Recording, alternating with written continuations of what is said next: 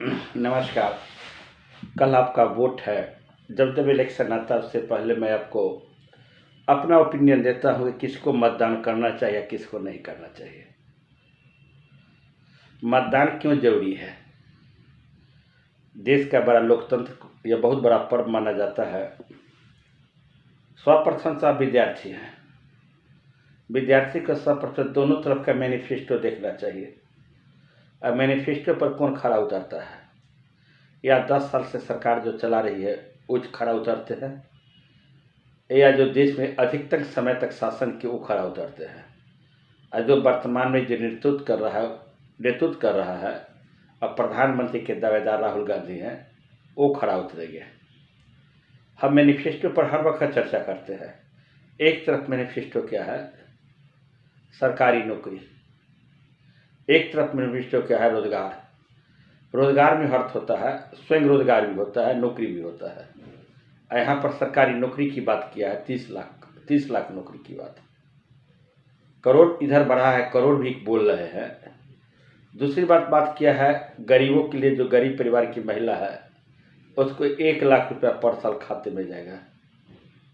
इधर बात किया है जो 5 किलो अनाज देता है, उधर बात किया है। खड़गे जो कांग्रेस के अध्यक्ष है वो बात किए हैं 10 किलो अनाज। इसके बाद यह बात किया है लड़कों के लिए छात्रवृत्ति की बात किया है। इंडिया गठबंधन बात किया है 50% सरकारी नौकरी में महिलाओं के आरक्षण की बात की है, यानी महिला सशक्तिकरण की बात की है। इससे नहीं होगा, पुरुष का सशक्तिकरण होगा।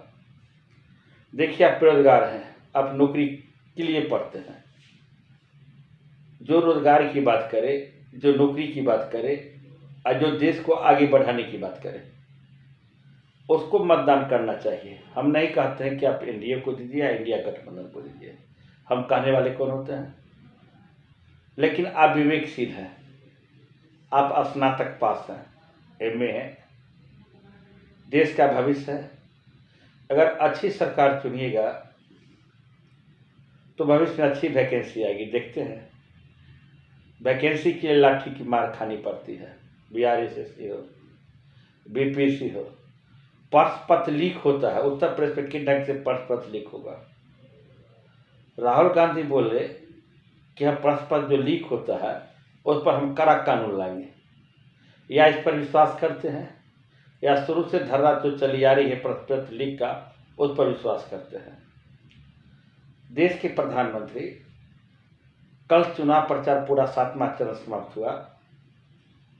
वह तमिलनाडु में चले गए, विवेकानंद रॉक में जाकर साधना में लीन हो गए, लेकिन एक दिन भी बेरोजगारी की बात नहीं की। जहां तक देश की जीडीपी की बात है, जीडीपी की क्या स्थिति है आप स्वयं समझदार हैं। पड़ोसी के साथ संबंध कितना दिन अच्छा रहा 10 साल में। श्रीलंका के साथ देख रही है हम्बन टोटा बंदरगाह, नाम सुने होंगे, एकदम चाइना का कब्जा हो गया। हम नहीं कहते हैं, आप सोच रहे हैं।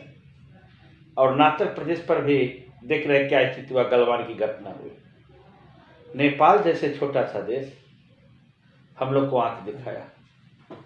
तो ठीक है, राष्ट्रवाद के प्रति है। अगर राम मंदिर पर वोट देते हैं, हम बराबर एक एग्जाम्पल पेश करते हैं कि एक मंदिर पर वोट देना है। अगर आप भूखे हैं और कोई कहे कि घंटी डोलाइए, तो देहात में कहावत है भूखे भजन होई न गोपाला। इसलिए आपसे अनुरोध है, आप इंटेलेक्चुअल व्यक्ति हैं, इंटेलेक्चुअल व्यक्ति को किस ओर वोट करना चाहिए? शिक्षा, करियर, मतदान करना चाहिए। बिहार के युवा नेता तेजस्वी यादव हैं, लगभग 251 सभा की है। इनकी बातों में कितना दम है, लेकिन इनकी बातों में हमें दम लगता है। अगर हमसे पूछे तो दम इसलिए लगता है कि 17 साल से नीतीश गवर्नमेंट थी, वैकेंसी नहीं निकला था, लेकिन जो ही सत्ता में आई टीचर के बम पर बहाली निकली। अगर आपको सरकारी नौकरी करना है बिहार में और देश में सरकारी नौकरी करना है, तो खुद निर्णय लीजिए किसको वोट देना है। रेलवे प्राइवेटाइजेशन हो गया। हम बार बार कहते हैं, हर वीडियो देखिएगा, मैं चर्चा करता हूँ कि रेलवे में 30% प्राइवेट हो गया है। अगर सरकार कंटिन्यू रहेगी तो 80% प्राइवेट हो जाएगा। रेलवे के 5 साल पर वैकेंसी, 2018 के बाद वैकेंसी कहाँ है? 7 साल 8 साल हो गया। ड्राइवर की वैकेंसी कितनी आई? अन्य परीक्षा में कितनी वैकेंसी आई? अब देख सकते हैं। वैकेंसी तो सरकारी नौकरी के नाम पर सफाई समाप्त हो गया। तो कहा जाता है आरक्षण की बात चर्चा करते हैं। देश में चर्चा होनी चाहिए रोजगारी पर, बेरोजगारी पर। देश में होना चाहिए कि 5 साल में आगे क्या करेंगे, उस पर चर्चा होनी चाहिए। चर्चा हुआ किस पर? मंगलसूत्र। चर्चा हुआ किस पर? मछली पर। चर्चा हुआ किस पर? मुर्गा पर। चर्चा हुआ किस पर? हिंदू और मुसलमान पर। चर्चा हुआ किस पर? आरक्षण पर। क्या इससे देश चलेगा? आप किसको वोट देने जा रहे हैं? या मतदान कीजिए या नोटा में दीजिए। तो नोटा में क्यों दीजिएगा? एक पक्ष में देना जरूरी है। इसलिए आपसे अनुरोध है, जो मैनिफेस्टो को लेकर जरूर पढ़िए एक बार। अब मैनिफेस्टो को दिल से पूछे किसका मैनिफेस्टो सही होगा, या राहुल गांधी का इंडिया गठबंधन का मैनिफेस्टो सही होगा या एनडीए का। जुमलेबाज बोल के जुमलेबाज कौन कहता है? सरकारी नौकरी 1 करोड़ की बात कौन किया 2014 में? 15 लाख रुपया की बात कौन किया 2014 में? कहाँ गया पैसा? हम नहीं कहते कि इंडिया गठबंधन को वोट दीजिए, लेकिन दोनों को कहते हैं। मेरे हिसाब से अगर कहिएगा तो जो रोजगार की बात करे उसको वोट देना चाहिए। जिसकी मैनिफेस्टो में नौकरी की बात है उसको वोट होना चाहिए। तो सिर्फ सरकारी नौकरी प्रत्येक आदमी को मिल सकता नहीं। भारत में एक आंकड़ा है 2 से 3% ही लोग सरकारी जॉब करते हैं, लेकिन देखते हैं प्राइवेट में भी रिसेशन आ गया। आईआईटी जैसे आईआईटी लड़के कम्पीट करते हैं। जो भी गार्जियन हैं जानते हैं एक लड़के को आईआईटी कराने में कितना खर्च है? 10-15 लाख रुपया खर्च है। 15 लाख रुपया खर्च कर आईआईटी अगर पास आउट होता है। अब बॉम्बे एक रिपोर्ट आई, बॉम्बे जैसे संस्थान में, बॉम्बे आईआईटी से 20% लड़के बेरोजगार हो गए। मगर 20% को प्लेसमेंट नहीं मिला। अब भारत के टॉप आईआईटी संस्थान है, जो 7 आईआईटी संस्थान है, बॉम्बे है, खड़गपुर है, रुड़की है, जो 7 कानपुर है, जो 7 शुरू में जो आईआईटी है, ये बॉम्बे से प्रमुख आईआईटी है।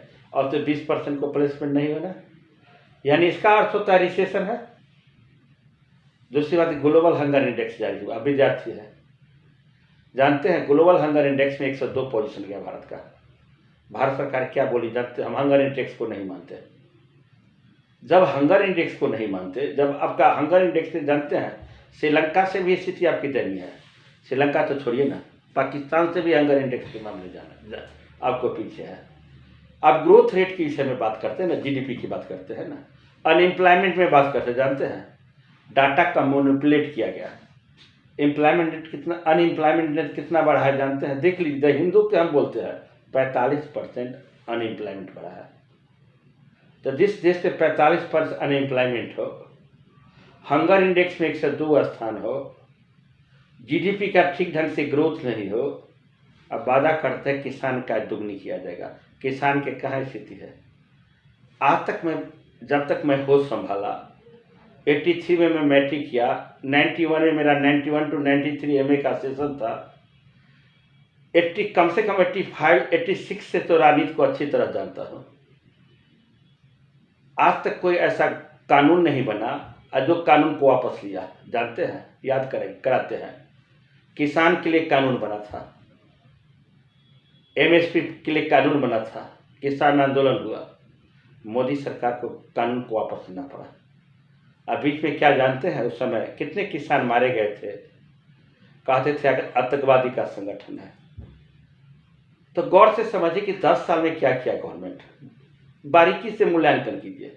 हम नहीं कहते हैं कि इंडिया गठबंधन को वोट दीजिए या मोदी जी को वोट दीजिए या एनडीए को वोट दीजिए। वोट किसी को कहने से कोई देता नहीं है, लेकिन एक सजग नागरिक होने के चलते, एक कॉन्शियस नागरिक होने के चलते, देश के प्रति ख्याल होने के चलते आप वोट सही ढंग से उपयोग कीजिए।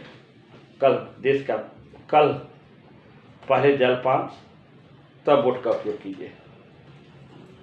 मेरा विचार,